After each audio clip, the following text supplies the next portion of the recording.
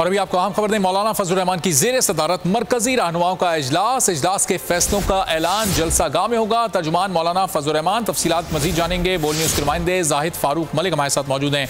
जाहिद फारूक, बताइएगा ऐलान कब तक मुतवक्के है?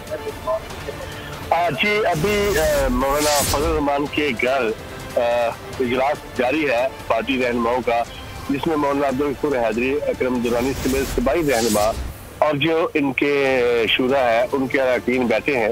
जो इजलास में जो कल जुम्मे के रोज डेडलाइन दी गई थी और उसके बाद जो अगली हिकमत अमली है उसके ऊपर मुशावरत जारी है और इजलास में आज फैसला किया जाएगा कि जो अल्टीमेटम दिया था 2 दिन का, उसके बाद वो डीसी जाने या ना जाने के बारे में आज फैसला भी होगा। क्योंकि इजलास के हवाले से जो फैसले हैं वो मीडिया इधर उनके घर के बाहर साथ मौजूद है, लेकिन उम्मीद की जा रही है कि जो फैसले हैं वो पंडाल में ही सुनाए जाएंगे।